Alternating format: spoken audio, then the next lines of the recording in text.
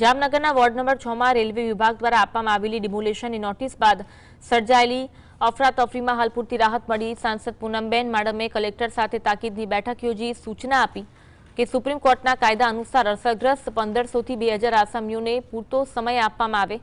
સાંસદે સ્પષ્ટ કર્યું કે વિકાસના કાર્યો લોકોના લાભ માટે હોય છે, હેરાનગતિ માટે નહીં। ડિમોલેશન મોકૂફ રહેતા સ્થાનિકોમાં હર્ષની હેલી જોવા મળી હતી અને લોકોએ સાંસદનું સ્વાગત કરી મીઠાઈ વહેંચી દિવાળી જેવો માહોલ મનાવ્યો હતો।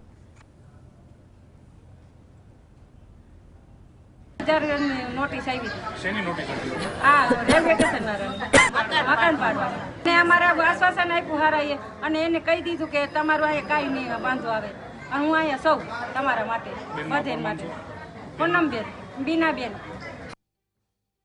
નોટિસીસ આવે એ રેલવેની જગ્યા છે ને રેલવેને ક્યાંક ડેવલપમેન્ટ માટે એ જગ્યાની જરૂર હોય તો એ નોટિસ આપીને ખાલી કરાવી શકે છે। પણ જે મુખ્ય મુદ્દાઓ મેં જે ચર્ચા કરી એ ચર્ચા એ હતી કે ડેવલપમેન્ટ માટે પણ જો એમને જરૂરિયાત હોય તો પહેલાં તો ડેવલપમેન્ટ એટલે કે જે ડબલ ટ્રેકનું અત્યારે કામ ચાલે છે એની આજુબાજુની અમુક જગ્યા જે ખાલી રાખવાની છે એ જગ્યા આઈડેન્ટિફાઈ થાય અને માત્ર જેટલી જગ્યા ખાલી રાખવાની છે એ લોકોને જ નોટિસ આપવામાં આવે।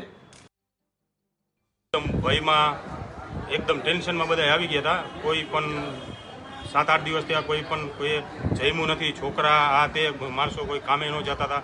બેનું દીકરીઓ બધા એકદમ ભયમાં હતા।